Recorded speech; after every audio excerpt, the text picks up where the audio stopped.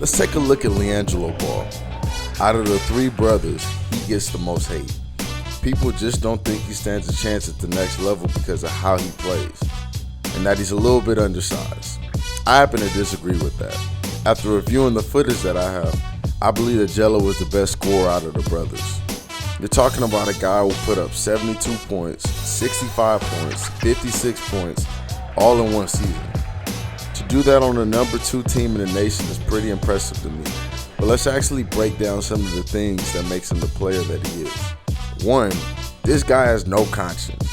I don't care how many shots he's missed, if he's open, he's gonna shoot it, which shows that he's confident. And no matter if they're down 3 or up 20, he will not hesitate to shoot the ball from anywhere.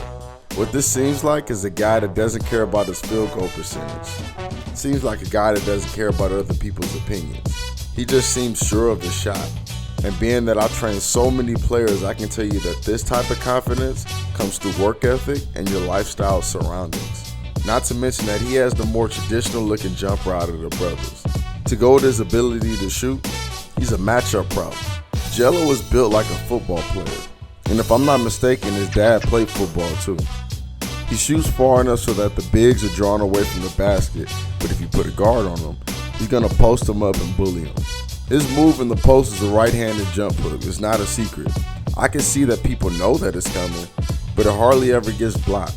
People criticize him for not having a left hand, and while I can tell you that he definitely needs some lab work, he can still use it. But either way, nobody's stopping his right hand. And even though his job is primarily to score, Jello is a willing passer, no doubt. I've seen him force shots up, but when he wants, he makes good passes that open him back up to score, and that scares away the double team. Now you may look at him and think he's big and slow, but he's a lot more mobile than you think. But the key is, he gets to wherever he wants, when he wants. The casual basketball fan or player thinks that you have to be fast, but the thing is, think about people like Paul Pierce, DeMarcus Cousins, Joe Johnson, Mark Jackson, etc. People who are great at using their bodies. And while he doesn't play like these guys, I think you get the point. One thing I really like about him is he's not going for style points. He does what he has to do with a straight look on his face, not pointing into the camera and throwing up his set. If any of you guys are familiar with One Punch Man, you know of a character named Saitama, who saves the world all the time, and this is the expression on his face. It reminds me of Jello. Lots of you guys watch videos looking for style and finesse, and all the while you miss out on the little things like grit.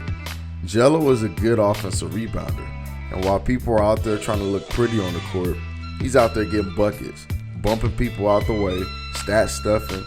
One thing I'm going to go back and look at is how many rebounds he gets a game, because I'm pretty sure it's a good amount. Now I saved this one for last, the cherry picking.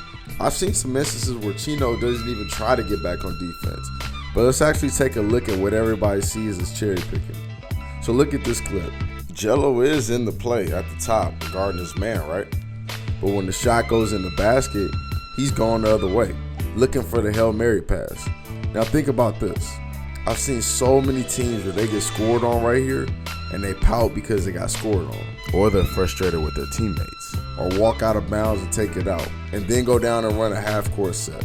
But this team does this, and to be honest with you, I'm okay with that. But the more I watch this, the more this kind of makes sense to me. They position Jello up here where the guards are usually at. So now when the shot goes up and he runs back, who's guarding him? A perimeter player who's normally too small to stop him. The teams they're playing against aren't dumb at all. They're sprinting back for sure, but regardless, it's still hard to stop. So I'll stop there and review. You have a player that can shoot from anywhere past half court, can post up smaller players, is a willing passer, is in shape, doesn't showboat, can get where he wants offensively, can catch really well, can finish, and he can do it against more athletic defenders. Why are people hating on this guy so much? If he plays on a team that moves the ball, no pun intended, I think he'll be fine. I'm in his corner.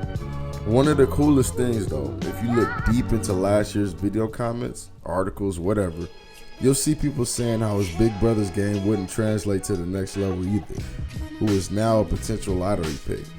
But anyways, that's all for today. One more Chino Hills video to go. The more you guys like, the more videos we make. And you know what we say, when you get tired of visiting, join us. There's a lot of different videos on this channel, so be sure to check them out if you're new.